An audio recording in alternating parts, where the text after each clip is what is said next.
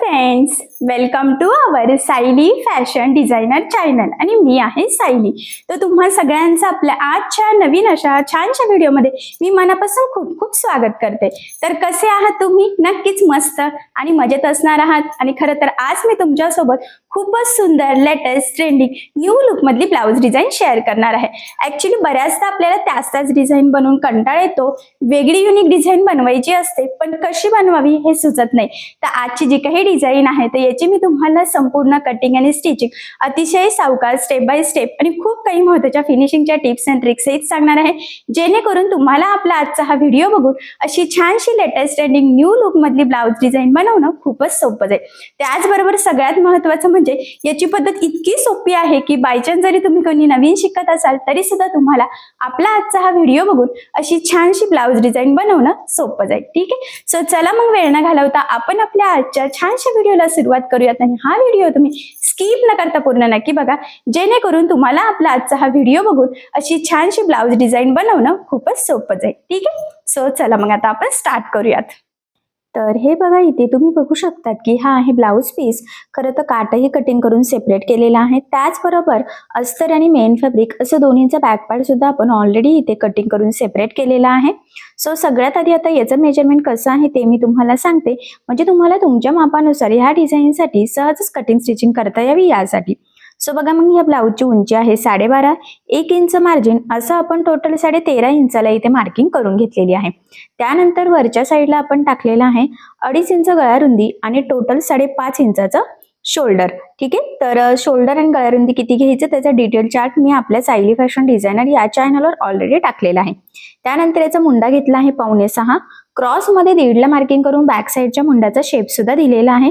इथून घेत असतो छातीचा 14 भाग म्हणजे 8.5 अधिक 1.5 असं टोटल 10 इंचाला मार्किंग करून हा बॅक पार्ट आपण इथे कटिंग करून घेतला आहे. आता सगळ्यात आधी आपल्याला गळ्याची जी काही मार्किंग आहे तर ती अस्तरच्या बॅक पार्टवर करून घ्यायची आहे. सो बघा, मग 2.5 इंच गळा रुंदीची तर आपण ऑलरेडी मार्किंग केलेली आहे. त्यानंतर बंद बाजूच्या साईडनी तुमचा जेवढा गळा असेल त्यामध्ये 1/2 इंच एक्स्ट्राचं मार्जिन ऍड करून आपल्याला मार्किंग करून घ्यायची आहे. सो बघा, मग तुमचा जेवढा गळा असेल त्यामध्ये तुम्ही 1/2 इंच एक्स्ट्राचं मार्जिन ऍड करायचं. आणि इथे जो काही गळा आहे तर तो आहे टोटल बघा, खरं तर डिझाईनवर पण डिपेंड असतं, कधी कधी आपण 1/2 इंच खालीवर घेऊ शकतो. ठीक आहे, तर बघा मग मी इथे ना मार्किंग करून घेते एक, म्हणजे तुमच्या लक्षात येईल. तर मी 9.5ला मार्किंग केलेली आहे. त्यानंतर पुन्हा 2.5 इंच गळा रुंदीची खालच्या साईडला सुद्धा एक मार्किंग करून घेते आणि पट्टीच्या सहाय्याने हे पॉइंट जॉईन करून आपण इथे एक बॉक्स तयार करून घेऊयात. खरं तर ही आपली बेसिक स्टेप आहे, तुमचा गळा कुठलाही असो, सगळ्यात आधी आपल्याला ह्या पद्धतीने एक बॉक्स तयार करून घ्यावा लागतो आणि मग त्यानंतर आपण जी काही मेन मार्किंग आहे तर ती करत असतो.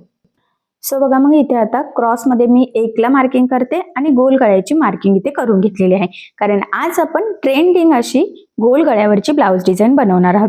आता जी मार्किंग केली एक्झॅक्टली त्यावरच इथे मी कटिंग करून घेतलेला आहे, कारण गोल गळा आपल्याला कॅनव्हास पेपर यूज न करताच स्टिच करायचा आहे. सो फायनली अशा पद्धतीने गळ्याची मार्किंग आणि कटिंग झालेली आहे. सो आता आपण स्टिच करायला इथे सुरुवात करूयात. तर मग सगळ्यात आधी आपल्याला अस्तर आणि मेन फॅब्रिक एकमेकाला जोडून घ्यायचं आहे. त्यासाठी मेन फॅब्रिकचा बॅक पार्ट सरळ ठेवायचा. त्यानंतर आपण कटिंग केलेला अस्तरचा बॅक पार्ट ठेवलेला आहे. सेंटरला एक पिन आणि दोन्ही साईडच्या शोल्डरला एक अशा टोटल 3 पिन आपल्याला इथे लावून घ्यायची आहे. त्यानंतर आता आपल्याला गळा रुंदी सुद्धा एकदा चेक करायची आहे, कारण स्टिच करताना ती जास्त स्प्रेड व्हायला नको. जास्त स्प्रेड झाली तर शोल्डर उतरण्याचे चान्सेस असतात. आता ती ओके आहे. तर सगळ्यात आधी आता गळ्याच्या कडेकडेने साधारणतः 1/2 इंच असं एकसारखं मार्जिन ठेवत इथे आपल्याला टिप मारून घ्यायची आहे. लक्षात राहू द्या, मार्जिन अजिबात कमी जास्त होऊ देऊ नका, कारण जर मार्जिन कमी जास्त झालं तर मग आपला गळ्याचा शेप बिघडू शकतो. सो तसं इथे होऊ देऊ नका. गळ्याला टिप मारून झाल्यानंतर लगेचच आपण इथे खाली कमरेच्या साईडला साधारणतः 1/2 इंच एवढं एकसारखं मार्जिन ठेवत टिप मारून घेऊयात. या स्टेपने काय होतं की गळा आणि कमरेचा पार्ट दोन्ही आपलं सोबतच फिनिशिंगचं इथे रेडी होतं आणि इथे कुठेही आपल्याला गळापट्टी किंवा कमरपट्टी लावण्याची गरज सुद्धा पडत नाही. त्यानंतर जे काही एक्स्ट्राचं कमरेच्या साईडचं होतं तर ते कटिंग केलं आणि गळ्याच्या मध्ये सुद्धा जे काही एक्स्ट्राचं मेन फॅब्रिक म्हणजेच ब्लाउज पीसचा कपडा आहे तर तो आपल्याला ह्या पद्धतीने कटिंग करून घ्यायचा आहे. आणि यानंतर गळ्याला द्यायचे आहे छोटे छोटे कट्स, जेणेकरून ज्यावेळेस आपण हा बॅक पार्ट सरळ करू तर तो प्रॉपर परफेक्ट फिनिशिंग सहित सरळ व्हावा. त्यासाठी खरं तर ही स्टेप खूपच इम्पॉर्टंट आहे. फक्त कट्स मारताना एक्स्ट्राचा ब्लाउजला कट जाणार नाही याची आपल्याला काळजी घ्यायची. आणि बघा मग ह्या पद्धतीने बॅक पार्ट सरळ करून घ्यायचा आहे. खूप जोरात खेचायचं नाहीये, अगदी अलगद अलगद सरळ करायचं आहे. त्यानंतर गळ्याच्या साईडला, कमरेच्या साईडला व्यवस्थित सेट करायचं आणि सगळ्यात आधी आता गळ्याच्या साईडने आपल्याला द्यायची आहे दाबटीप. तर बघा मग आता इथे दाबटीप देताना आपल्याला काळजी घ्यायची आहे की जो काही आपला आतला अस्तरचा कपडा आहे तर तो वरती दिसणार नाही, जेणेकरून आपली गळ्याची फिनिशिंग बिघडायला नको. सो फिनिशिंगसाठी खूपच महत्त्वाची टिप्स आहे, तर ही तुम्ही आवर्जून फॉलो करायची आहे. बघा गळा किती परफेक्ट रेडी झालेला आहे. आता यानंतर लगेचच आपण कमरेच्या साईडला सुद्धा दाबटीप देऊन घेऊयात आणि इथे सुद्धा अस्तरचा आतला कपडा वरती दिसणार नाही याची काळजी घ्यायची आहे. त्याचबरोबर इथे तुमच्या लक्षात येईल की छोटासा जो बारीक काठ होता तर तो आपण इथे कमरेच्या साईडला घेतलेला आहे, त्यामुळे आपली डिझाईन खरं तर अजूनच छान अशी नक्कीच तयार होणार आहे. तर बघा मग गळा आणि कमरेचा पार्ट रेडी झालेला आहे. त्यानंतर आता आपल्याला अस्तर आणि मेन फॅब्रिक एकमेकाला जोडून घ्यायचं. आता हे जोडताना जेवढं शक्य आहे तेवढं कमीत कमी मार्जिन आपल्याला पकडायचं आहे, कारण हे मार्जिन आपण कॅल्क्युलेट करताना कुठेही पकडलेलं नसतं. त्याचबरोबर जोडताना कुठे गोळा होणार नाही, तिरकं जाणार नाही, कुठे फुगा येणार नाही, तर याची सुद्धा काळजी घ्यायची. आणि जोडून झाल्यानंतर जे काही एक्स्ट्राचं मेन फॅब्रिक आहे तर ते इथे आपल्याला कटिंग करून परफेक्ट असा बॅक पार्ट रेडी करायचा आहे. कारण तुम्हाला सगळ्यांनाच माहीत आहे अस्तरवर आपण नेहमी परफेक्ट कटिंग करतो, पण ब्लाऊज पीसचा कपडा आपण थोडंसं एक्स्ट्राचं मार्जिन ठेवून कटिंग करत असतो. खरं तर म्हणूनच आपल्याला इथे एक्स्ट्राचं कट करून परफेक्ट असा बॅक पार्ट रेडी करायचा असतो, जेणेकरून आपली डिझाईन परफेक्ट छान अशी रेडी व्हावी यासाठी. ठीक आहे. सो फायनली बॅक पार्ट आपला खरं तर इथे रेडी झालेला आहे. यानंतर आता बघा गळ्याच्या कडेकडेने 1 इंच डिस्टन्सवर मी मार्किंग करून घेत आहे. ठीक आहे. सो बघा मग सेंटरपर्यंत मार्किंग केलेली आहे आणि ते पॉइंट जॉईन करून गोलाकार शेप इथे ड्रॉ केला. आता हा शेप दुसऱ्या साईडला सुद्धा पाहिजे नाही, त्यामुळे ह्या पद्धतीने फोल्ड करून अलगद अलगद प्रेस केलं की तीच मार्किंग बघा फेंट फेंट दिसते, तर ती आपण डार्क केली. अशा पद्धतीने बॅक पार्टवर आपली मार्किंग झालेली आहे. त्यानंतर आपण आता ह्या पट्ट्या घेतलेल्या आहेत तर या जॉईन करून घेऊयात. ठीक आहे. जॉईन केल्यानंतर काय करायचं आहे, आता ही सिंपल पट्टी आपल्याला फोल्ड करून 1 इंच एवढा डिस्टन्स म्हटलं तरी चालेल किंवा त्यापेक्षा जास्त, तुम्हाला किती पट्टी रुंदीची हवी आहे त्यावर ऍक्च्युली ते डिपेंड आहे. फक्त एवढंच आहे की मार्जिन एकसारखं राहू द्या, कमी जास्त होऊ देऊ नका. कारण जर मार्जिन कमी जास्त झालं, पट्टी जर आपली कमी जास्त झाली ना तर पुढची डिझाईन ऑब्वियस आहे की बिघडणारच, ती छान दिसणार नाही. सो तसं होऊ नये त्यासाठी अगदी व्यवस्थित काळजीपूर्वक आपल्याला इथे टीप मारून ही पट्टी एकसारखी रेडी करून घ्यायची आहे. ठीक आहे. आणि जर तुम्हाला यामध्ये अजून थोडंसं हवं असेल एक्स्ट्राचं, तर मग तुम्ही थोडंसं एक्स्ट्राचं इथे घेऊ शकतात, म्हणजे जर तुम्हाला पट्टी कमी पडली तर. पण मला असं वाटतं की एवढी पट्टी आपल्याला पुरेल. नाहीच पुरली तर मग आपण पुन्हा थोडीशी जॉईंट पुढे देऊ शकतो, पण लगेच काही जॉईंट देत नाही मी. ठीक आहे. आणि टीप मारल्यानंतर जे काही एक्स्ट्राचं होतं ना तर ते सुद्धा आपण इथे खरं तर कटिंग करून घेऊयात. बघा ह्या पद्धतीने, म्हणजे एकसारखी पट्टी तयार होईल. कारण की असंही ना ती अंदाजे कटिंग केली होती, त्यामुळे मग ती कमी जास्त होऊ शकते. त्यामुळेच मग टीप मारताना ही काळजीपूर्वक मारायची, म्हणजे मग जरी काही थोडंफार कमी जास्त असेल तरी ते व्यवस्थित सेट होऊन जाईल. ठीक आहे. फायनली आपली ही पट्टी परफेक्ट अशी रेडी झालेली आहे. आता काय करायचं, आपल्याला ह्या पट्टीला द्यायची आहे छोट्या छोट्या प्लेट्स. म्हणजेच प्लेट्स टाकत टाकत आता आपल्याला छान असं फ्रिल तयार करायचं आहे. आता लक्षात राहू द्या, प्लेट्स टाकताना त्या छोट्या मोठ्या होऊ देऊ नका. त्याचबरोबर 2 प्लेट्स मधला डिस्टन्स सेम राहू देऊ, कारण की जर का ते व्यवस्थित फ्रिल तयार झालं नाही, प्लेट्स कमी जास्त झाल्या तर मग संपूर्ण फिनिशिंग आपली बिघडू शकते. आता प्लेट्स किती छोट्या करायच्या किंवा किती मोठ्या करायच्या हे टोटली तुमच्यावर डिपेंड आहे की तुमच्याकडे किती फॅब्रिक अवेलेबल आहे की तुम्ही जवळजवळ करू शकता. जर मीडियम फॅब्रिक असेल आणि तुम्हाला पुरत नाही असं वाटत असेल तर मग थोड्याशा लांब लांबच सेट करत पट्ट्या, म्हणजे ह्या प्लेट्स टाकत टाकत फ्री तयार करून घ्यायचं. ठीक आहे. सो बघा मग अर्ध झालेलं आहे. आता सेम ह्याच पद्धतीने मी उरलेलं फ्रिल सुद्धा अगदी पटपट पटपट इथे प्रॉपर तयार करून घेते. खरं तर बघितल्यावर लक्षात येईल तुमच्या की अगदी व्यवस्थित एकावर एक त्या सेट झालेल्या आहे आणि व्यवस्थित फोल्ड करत करत टाकायचं आहे. खूप काही गडबड करण्याची गरज नाहीये. पुन्हा सांगते, कारण गडबड जर केली तर बिघडू शकते फिनिशिंग आणि ते आपल्याला होऊ द्यायचं नाही. कारण मी नेहमीच सांगत असते, डिझाईन तुमची कशीही असो, खूप छान अशी फॅन्सी असो, पॅचवर्क असो किंवा अगदी सिंपल असली तरी चालेल, पण फिनिशिंग खूप इम्पॉर्टंट आहे. कारण डिझाईन कितीही छान बनवली आणि त्याला जर फिनिशिंगच नसेल तर मग त्या ब्लाउजला काहीच अर्थ राहत नाही. त्यामुळे डिझाईन कुठलीही असो, फक्त ती फिनिशिंग सहित कशी स्टिच करायची याकडे आपल्याला थोडं जास्त लक्ष द्यायचं असतं. आणि फायनली बघा आपलं हे फ्रिल तयार झालेलं आहे. किंचितसं कमी जास्त काही वाटलं धागे वगैरे तर ते कट करून घ्यायचे. आणि आता हे तयार झालेलं फ्रिल आपण जी काही 1 इंचाच्या डिस्टन्सवर गोलाकार मार्किंग केली होती त्यावर लावून घ्यायचं.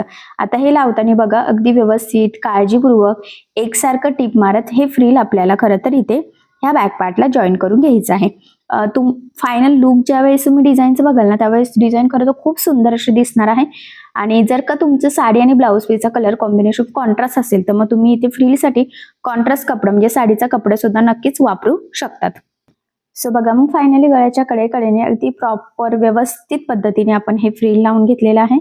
शोल्डरला एक टीप मारते म्हणजे फ्रिल शोल्डरला जॉईंट होईल आणि मग तिथून आपल्याला व्यवस्थित सेटही करता येईल. ठीक आहे, अशा पद्धतीने गळ्याला अगदी छान असं व्यवस्थित एकसारखं फ्रिल आपण लावून घेतलेलं आहे. यानंतर आता आपल्याला ही जी काही डिझाईन आहे तर इथे एखादी लेस लावायची आहे. खरं तर तुम्ही तुमच्या चॉईसनुसार इथे कुठलीही लेस यूज करू शकतात. सो बघा मग मी इथे ना अगदी छान छोटीशी नाजूकशी लेस घेतलेली आहे. जर तुम्हाला थोडी ब्रॉड लेस लावायची असेल तरी सुद्धा तुम्ही नक्कीच लावू शकतात, काही प्रॉब्लेम नाही. तर छान अशी ट्रेंडिंग लेस आहे. सगळ्यात आधी जो काही आपला मेन गळा आहे ना त्याच्या कडेकडेने आपण ही लेस इथे लावून घेऊयात. फक्त लेस लावताना अगदी व्यवस्थित एकसारखी गळ्याच्या कडेकडेने लागली जाईल याची काळजी घ्यायची आहे. कारण बऱ्याचदा काय होतं ना की लेस नीट लागली जात नाही आणि त्यामुळे आपल्या ब्लाऊजची डिझाईनचं काय होतं फिनिशिंग बिघडते, गळा व्यवस्थित तयार होत नाही. सो तसं होऊ नये त्यासाठी अगदी व्यवस्थित काळजीपूर्वक आपल्याला इथे ही लेस लावायची आहे. असंही हा गोल शेप आहे त्यामुळे लेस लावणे इझी असतं. ज्यावेळी जास्त कर्व शेप असतात कानेकोपरे येतात त्याला त्यावेळेस खरं तर लेस लावणं अवघड जातं. आणि बघा मग ही जी काही लेस आहे ह्या लेसला मी दुसऱ्या साईडने सुद्धा टीप देऊन घेतलेली आहे. ऍक्च्युली मी नेहमीच सांगत असते लेस जाड बारीक कशीही असो शक्य असल्यास दोन्ही साईडनी टीप द्यायची. त्याचे 2-3 फायदे असतात. सगळ्यात महत्त्वाचं म्हणजे लेस पॅक लागली जाते, ती वरती तणगत सुद्धा नाही आणि मोस्ट इम्पॉर्टंट म्हणजे फिनिशिंग सुद्धा खूप सुंदर येते. सो अगदी छान प्रॉपर फिनिशिंग सहित आपण ही लेस लावली. त्यानंतर छान अशी डिझायनर लेस घेतलेली आहे जी आपल्याला अगदी बरोबर फ्रिलवर लावायची आहे.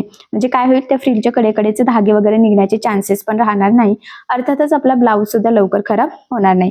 सो अगदी व्यवस्थित एकसारखं पकडत इथे मी ही छान अशी डिझायनर लेस घेतली. जर तुम्हाला सिंपल लेस लावायची असेल तरी तुम्ही लावू शकतात, पण या छानशा डिझायनर लेसमुळे खरं तर आपली ही ब्लाऊज डिझाईन अजूनच सुंदर अशी उठून दिसणार आहे. त्यामुळे तुम्ही सुद्धा तुमच्या ब्लाऊज पीसला साडीला मॅच होणारी गोल्डन सिल्वर कुठलीही लेस इथे यूज करू शकतात. मी इथे कॉपर गोल्डन घेतलेली आहे कारण की ब्लाऊज आणि साडीवर त्या पद्धतीचं वर्क आहे. आणि ही तर लेस ब्रॉडच आहे त्यामुळे याच्या दुसऱ्या साईडने सुद्धा आपल्याला टीप द्यायची आहे. आणि मी तुम्हाला मगाशीच म्हटलं लेस कशीही असो जाडबारीस दोन्ही साईडने टीप देण्याची सवय लावून घ्यायची. ठीक आहे. सो बघा मग फायनल किती छान प्रॉपर परफेक्ट फिनिशिंग सहित आपण इथे गळ्याला ही छान अशी डिझायनर लेस लावून घेतलेली आहे. ती सुद्धा अगदी एकसारखी सुद्धा लागली गेलेली आहे. यानंतर आता बघा मी इथे रेडीमेड कॉपर गोल्डन कलरचं नॉट घेतलेलं आहे. एका ब्लाऊजसाठी 1 मीटर नॉट सफिशियंट असतं. आणि आता नॉट लावण्याच्या आधी बॅक साईडला टक्स टाकूयात. सो बघा मग सेंटर पासून 4.5 इंच अर्धा इंच साईडला आणि उभं 4 इंचाच्या टक्स पॉईंटची इथे मी मार्किंग करून घेतली. आता जी मार्किंग केली आहे त्यावर ह्या पद्धतीने फोल्ड करत तिरका टक्स आपल्याला टाकायचा आहे. लक्षात राहू द्या टक्सला सुरुवातीला डबल टिप देऊन लॉक करायचा आहे आणि संपूर्ण टक्सला सुद्धा डबल टिप देऊन घ्यायची आहे. हा पॉईंट इथे खूप इम्पॉर्टंट आहे जेणेकरून टक्स आपले लवकर खराब होत नाही. एक साईडचा टक्स टाकून झाला की सेम त्याच पद्धतीने दुसऱ्या साईडचा टक्स सुद्धा आपण इथे टाकून घेऊयात आणि इथे सुद्धा आपल्याला सुरुवातीला आणि संपूर्ण याला सुद्धा डबल टिप देऊन लॉक करायचं आहे. ठीक आहे. सो फायनली अशा पद्धतीने प्रॉपर परफेक्ट असं आपण इथे दोन्ही साईडला टक्स टाकून घेतलेले आहे कारण की योग्य पद्धतीने टक्स टाकणं सुद्धा खूपच गरजेचं असतं. त्यानंतर आता ह्या नॉटला आपल्याला सिंपल असं फॅब्रिकचे लटकन बनवायचे आहे. जर तुम्हाला रेडीमेड लटकन यूज करायचे असेल तर तुम्ही नक्कीच करू शकतात. बट आज आपण जे लटकन डिझाईन बनवणार आहोत ना खरं तर ते अगदी सोपी पद्धत आहे. अगदी कमीत कमी टाइममध्ये तयार होतं आणि दिसायला सुद्धा खूप सुंदर दिसतं. त्यामुळे मग ह्या पद्धतीचं लटकन डिझाईन तुम्ही सुद्धा नक्कीच बनवू शकता. त्याचबरोबर जर तुम्हाला थोडं वेगळ्या पद्धतीचं लटकन बनवायचं असेल तर आपल्या सायली फॅशन डिझायनर या चॅनलवर ऑलरेडी मी भरपूर सारे व्हिडिओज टाकलेले आहे लटकन डिझाईनचे, तर ते बघून सुद्धा तुम्ही तशी डिझाईन नक्की ट्राय करू शकता. ठीक आहे. तर बघा मग इथे आपले हे लटकन तयार झालेले आहे. सो इथे लावून घेऊयात. तर शोल्डर पासून साधारणतः 2.5 ते 3 इंचावर लावायचं आहे आणि डबल टिप देऊन लॉक करून घ्यायचं म्हणजे ते कितीही खेचलं गेलं तरी सुद्धा निघायला नको. आणि तीच मार्किंग दुसऱ्या साईडला करून घ्यायची. म्हणजे काय होतं की दोन्ही पण नॉट अगदी व्यवस्थित एकाच लेवलमध्ये लागले जातात आणि त्यामुळे फिनिशिंग फिटिंगचा प्रॉब्लेम राहत नाही. सो बघा किती व्यवस्थित आपण इथे प्रॉपर लावून घेतलेले आहे दोन्ही सुद्धा एकाच लेवलमध्ये. त्यानंतर अजून एक छोटंसं नॉट घ्यायचं आहे आणि त्यालाही आपल्याला सिंपल असे फॅब्रिकचे लटकन बनवायचे आहेत. तर ते कशासाठी तर पुढे तुमच्या लक्षात येईल, पण आधी आपण इथे बनवून घेऊयात. तर ते आपल्याला जरा साईजमध्ये छोटे बनवायचे आहे, खूप काही मोठे बनवण्याची गरज नाहीये आणि सिंपल जशी आपली आधीची पद्धत होती ना तसेच बनवायचे आहे, फक्त छोटं. ठीक आहे. तर बघा मग हे असं क्रॉसमध्ये फोल्ड केलं की वरनं 2 कोपरे मध्यभागी फोल्ड करायचे, त्यामध्ये नॉट टाकायची आणि टीप मारून घ्यायची. आता इथे सुरुवातीला आणि शेवटी काय करायचं, डबल टीप देऊन लॉक करायचं आहे, जेणेकरून तिथून शिलाई निघायला नको. नंतर एक्स्ट्राचा कटही करायचा आणि बघा किती छान पानाचा जसा शेप असतो, म्हणजे पान झाडाचं, सो तसं लुक येतं किंवा फुलाची पाकळी म्हटलं तरी सुद्धा चालेल. ठीक आहे. आणि बघा मग फायनली दोन्ही पण सिंपल असे लटकन आपण इथे फॅब्रिक पासून तयार केलेले आहे. खरं तर हे लटकन तुम्ही पण नक्की ट्राय करू शकतात, नक्कीच त्यामुळे छान असं लुक येईल. त्यानंतर ह्या पद्धतीने फोल्ड करायचं आहे, थोडं वर खाली ठेवायचं आहे आपल्याला आणि मग सेंटरला इथे जॉईन करून घ्यायचं. आता सेंटरला लावताना काय करायचं, डबल टिप देऊन लॉक करायचं आहे आणि त्यावर नंतर आपण एखादं पॅच बटन असं काही पण लावू शकतो. ठीक आहे. सो बघा मग किती छान असं अजूनच लुक आलेला आहे. आता हे नॉट आपण खरं तर ब्लाऊज घातल्यानंतर किती टाईट लूज हवं आहे त्यावर ते टोटली डिपेंड असतं. ठीक आहे. आणि फायनली आपली ही डिझाईन इथे तयार झालेली आहे. सो जवळून लुक दाखवते म्हणजे तुम्हाला सुद्धा आयडिया येईल की ही डिझाईन कशी तयार झालेली आहे आणि कशी दिसत आहे ती. ठीक आहे. सो बघा मग फायनली गोल गळ्यावर आपण खूप छान लेटेस्ट ट्रेंडिंग न्यू लुक मधली डिझाईन बनवलेली आहे. लेस सुद्धा अगदी छान अशा डिझायनर आहेत, त्यामुळे सुद्धा आपली ही डिझाईन अजूनच उठून दिसत आहे. सेंटरला मी इथे एक बटन लावलेला आहे, तुम्ही एखादा पॅच मॅचिंग लावू शकतात. आता सध्या माझ्याकडे मॅचिंग नव्हतं, मी नंतर मॅचिंग आणून तिथे लावून घेईल. ठीक आहे. आणि ही जी काही डिझाईन आहे ना, इथे तुम्ही फ्रिलसाठी कॉन्ट्रास्ट साडीचा कपडा पण यूज करू शकतात. नक्कीच या छानशा डिझाईनमुळे साडीला ब्लाऊजला खूप सुंदर असं लुक येईल. बऱ्याच कस्टमरला गोल गळ्यावरची डिझाईन हवी असते, सो अशा वेळेस या डिझाईनची आयडिया तुम्ही तुमच्या कस्टमरला नक्कीच देऊ शकतात. आय होप सो तुम्हाला आणि तुमच्या कस्टमरला आपली आजची ही गोल गळ्यावरची डिझाईन नक्कीच आवडेल. सो मग अशी नक्कीच ट्राय करून बघा. नक्कीच या छानशा डिझाईनमुळे साडीला ब्लाऊजला खूप सुंदर असं लुक येईल. ठीक आहे. सो बघा मग फायनली किती सुंदर अशी डिझाईन आपली तयार झाली. बघितल्यावरच फिनिशिंग आणि फिटिंगचा अंदाज येतोय. खरं तर संपूर्ण कटिंग स्टिचिंग मी तुम्हाला अतिशय सावकाश स्टेप बाय स्टेप आणि खूप काही महत्त्वाच्या फिनिशिंगच्या टिप्स अँड ट्रिक्स सहित सांगितलेलं आहे, जेणेकरून तुम्हाला आपला आजचा हा व्हिडिओ बघून अशी छानशी डिझाईन सहज बनवता यावी यासाठी. आणि ह्या डिझाईनमुळे आपल्या साडीला आणि ब्लाऊजला नक्कीच खूप सुंदर असं लुक येईल. त्याचबरोबर या डिझाईनची आयडिया तुम्ही तुमच्या कस्टमरला सुद्धा नक्कीच देऊ शकतात. आय होप सो तुम्हाला आणि तुमच्या कस्टमरला आपली आजची ही डिझाईन सहजच आवडेल. ठीक आहे. सो अशी डिझाईन नक्की ट्राय करून बघा आणि जर तुम्हाला यामध्ये काही प्रॉब्लेम येत असेल तर मला कमेंट करून नक्कीच कळवा, मी तुमच्या प्रश्नाचे उत्तर देण्याचा नक्कीच प्रयत्न करेन. ठीक आहे. सो चला मग भेटूया पुन्हा नवीन अशा छानशा व्हिडिओमध्ये. तोपर्यंत टेक केअर, काळजी घ्या आणि आपला आजचा व्हिडिओ शेवटपर्यंत पूर्ण बघितल्याबद्दल thank you so much. Bye bye.